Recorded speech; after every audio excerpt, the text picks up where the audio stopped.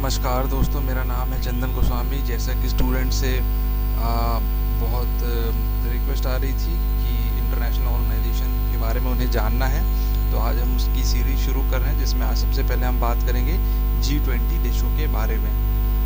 Students, ऐसा है कि असल में जितने भी इंटरनेशनल ऑर्गेनाइजेशंस हैं, ये बनना चालू हुए थे सेकेंड वर्ल्ड वॉर के बाद से, और इन सब का उद्देश्य यही है मोस्टली कि दुनिया में शांति बने रहे।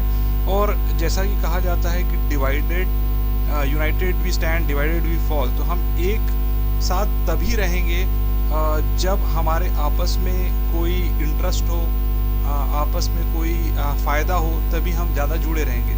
IMF, वर्ल्ड बैंक, ये सारे इंस्टीट्यूशन, इनका एक उद्देश्य ये भी है ताकि वैश्विक रूप से आपसी भाईचारा रहे और संबंध अच्छे से बने रहे। तो स्टूडेंट, सबसे पहले जब ये सारे इंटरनेशनल ऑर्गेनाइजेशंस बनना चालू हुए थे, तो उस समय इनकी जो प्रायोरिटी थी, वो जो बहुत ज़्यादा डेवलप्ड देश हैं, ये सारे देश ही अपने इसमें एक संगठन बनाते थे।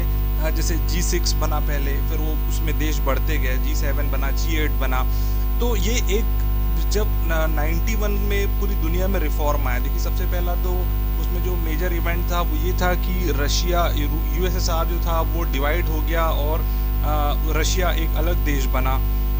उसके बाद पूरी दुनिया में नीतियाँ चेंज हुई, थोड़ा कैपिटलिज्म को बढ़ावा मिला, ग्लोबलाइजेशन पूरी दुनिया में आया।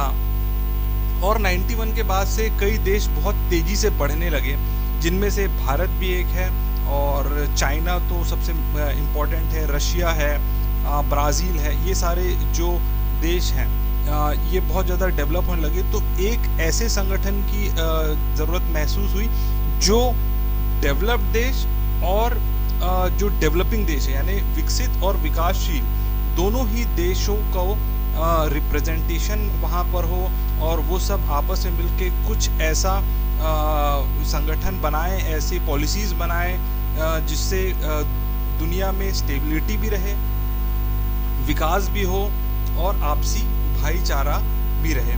तो अब जानते हैं G20 देशों के बारे में। G20 में जैसा कि नाम से है कि G20 में 20 देश हैं, पर हालांकि 19 देश हैं और एक यूरोपियन यूनियन या यूरोपीय संघ जो है उसको भी इसका एक मेंबर देश माना गया है। ठीक है, इसके अलावा इसका बेसिक इंट्रोडक्शन ये कि ये 26 सितंबर 1999 को ये बना था, और इसके जो मुख्य उद्देश्य थे वो ये थे कि आपस में ऐसी एक पॉलिसी बनाई जाए जिससे कि पूरी दुनिया में आर्थिक स्टेबिलिटी रहे और सस्टेनेबल ग्रोथ का मतलब ये होता है कि हमारी आने वाली पीढ़ी भी वही रिसोर्सेस का इस्तेमाल कर सके जो हम कर रहे हैं।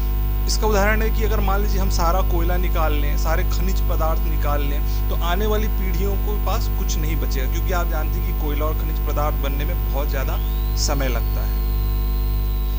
उसके अलावा सेकंड जो था वो था फाइनेंशियल रेगुलेशन। देखिए क्या होता है, आज ग्लोबलाइज हो गई है दुनिया, सारा वैश्वीकरण हो चुका है। अब एक देश में अगर कोई भी विपत्ति आती है तो वो आपदा धीरे धीरे पूरी दुनिया में फैल जाती है। कोरोना वायरस से पहले भी 2008 में जो फाइनेंशियल क्राइसिस आया था, जिसे सब प्राइम इशू कहा जाता है, सब प्राइम क्राइसिस जो आया था वो अमेरिका से शुरू हुआ और पूरी दुनिया को अपने घेरे में ले लिया, और पूरी दुनिया को बहुत ज़्यादा इससे नुकसान उठाना पड़ा था। तीसरा जो पॉइंट है कि नए फाइनेंशियल आर्किटेक्चर, यानी आर्किटेक्चर का मतलब होता है भवन बनाना, बिल्डिंग बनाना, आम बोलचाल की भाषा। फाइनेंशियल आर्किटेक्चर का मतलब होता है कि हम ऐसे इंस्ट्रूमेंट्स बनाएं, डिज़ाइन करें जिससे कि पूरी दुनिया में एक बेहतर वित्तीय माहौल बन सके और किसी भी देश को वित्त जुटाने में ज़्यादा तकलीफ ना हो, और ऐसा जिनके पास अधिक है पैसा वो ऐसे देशों में लगा सकें जहां उन्हें ज़्यादा रिटर्न मिल सके, और बाकी जो गरीब देश हैं उनको ज़्यादा एडवांटेज मिल सके। देखिए ये मैंने वर्ल्ड मैप लिया है। इस वर्ल्ड मैप में जितने भी आपको G20 देश हैं, इनके बारे में मैंने यहाँ पर उनका लिस्ट बनाया हुआ है। तो देखिए ये G20 जो समिट होता है, इसमें अलग अलग ग्रुप्स में देशों को बांटा जाता है। जैसे ग्रुप 1 में जो ज़्यादा डेवलप्ड या ज़्यादा अमीर देश हैं वो हैं ऑस्ट्रेलिया, US, कनाडा और सऊदी अरेबिया। ग्रुप 2 में वो देश हैं जो बहुत तेज़ी से डेवलप कर रहे हैं, जैसे इंडिया, रशिया, साउथ अफ्रीका और टर्की। ग्रुप 3 में अमेरिकी जो थोड़े पिछड़े देश हैं, अर्जेंटीना, ब्राज़ील, मेक्सिको, पिछड़े यानी ये भी एक विकासशील देश हैं, पर ये बहुत ज़्यादा विकसित नहीं है। ग्रुप 4 में यूरोप के देश हैं जो बहुत ज़्यादा विकसित हैं, फ्रांस, जर्मनी, इटली और यूके। और ग्रुप 5 में साउथ एशियन देश हैं, है ना, China, Indonesia, Japan, south Korea. ये चारों जो देश हैं ये बहुत तेज़ी से डेवलप कर रहे हैं और पूरी दुनिया में एक बढ़िया छाप छोड़े हैं अपने ऊपर। खास तौर से साउथ कोरिया, वो बहुत बढ़िया डेवलप किया है पिछले कुछ समय में, खास करके टेक्नोलॉजी बहुत शानदार है इन देशों की। इन सब के अलावा एक यूरोपियन यूनियन है जिसके बारे में मैंने अभी बताया कि ये यूरोपियन सेंट्रल बैंक जो होता है ये उन सभी यूरोप के देशों को रिप्रेजेंट करता है। इसके अलावा आप जान लेते हैं कि जो G20 समिट है इसको हेड कौन करता है। तो थोड़ा सा एक सबसे पहला जो G20 समिट हुआ था, देखिए बना तो ये 1999 में था, लेकिन 2008 में पहली बार वॉशिंगटन DC अमेरिका में इसका समिट हुआ। ये इसीलिए हुआ था क्योंकि G20 का एक बहुत प्रमुख उद्देश्य फिनेंशियल स्टेबिलिटी है और 2008 में सब प्राइम इशू आया था, तो उसके बाद इन्होंने इसकी ज़रूरत महसूस करी और 2008 में समिट हुआ G20 का वॉशिंगटन में। और उसमें भी इसी जो रिसेशन था, पूरा वर्ल्ड वाइड जो रिसेशन था उसे कैसे कंट्रोल किया जाए इस पर उन्होंने चर्चा करी।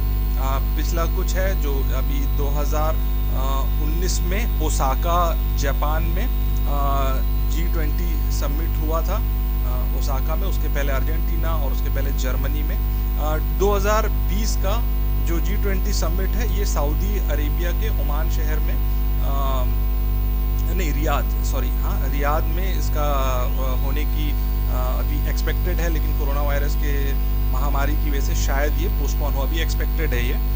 और जैसे एक और कुछ जानकारी ये है कि जो इसका प्रेसिडेंसी है वो 1 दिसंबर से 30 नवंबर तक रहता है। तो फिलहाल अभी अगला होस्ट है सऊदी अरेबिया। तो सऊदी अरेबिया के जो किंग हैं, किंग सलमान बिन अब्दुल अजीज़ अल सऊद, आपको पूरा नाम याद रखने की ज़रूरत नहीं है, पर किंग सलमान बिन इतना आप याद रख सकते हैं। ये अभी इस G20 के चेयरमैन होंगे।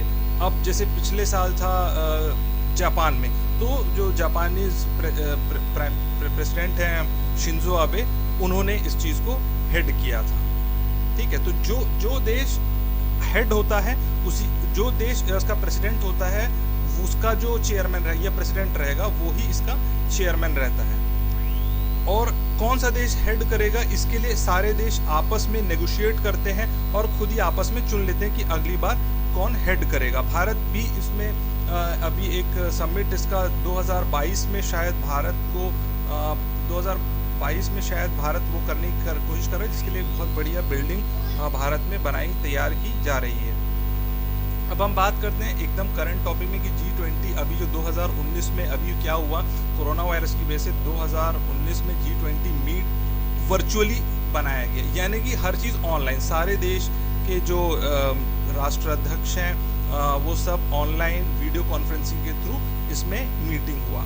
इस बार जैसा कि अभी 2020 में सऊदी अरेबिया इसका प्रेसिडेंसी लीड कर रहा है, तो चेयरमैन वहीं के जो राजा हैं अल सलमान, उन्होंने ही इसको हेड किया, होस्ट किया। और हालांकि कोई बहुत अच्छा आउटकम अभी तक तो मेरी नज़र में नहीं आया।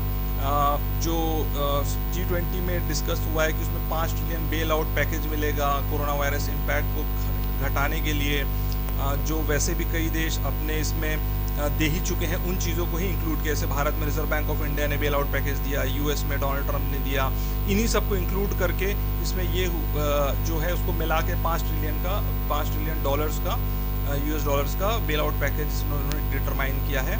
और ये भी डिस्कशन हुआ है कि IMF will pump more money, यानी IMF और पैसे डाल सकता है, लेकिन अभी उसका कोई एकदम फिक्स प्लान अभी इसमें नहीं हुआ है। और इसमें खास बात ये रही कि स्विट्ज़रलैंड, स्पेन, जॉर्डन जो G20 के मेंबर नहीं है, उन्होंने भी पार्टिसिपेट किया क्योंकि कोरोना वायरस के इम्पैक्ट से निपटने के लिए। लेकिन इसमें एक और बात ये रही कि ईरान पार्टिसिपेशन करने नहीं मिला, जबकि वहाँ पे कोरोना वायरस का बहुत बुरा इम्पैक्ट था, लेकिन फिर भी पॉलिटिक्स की वजह से उस पर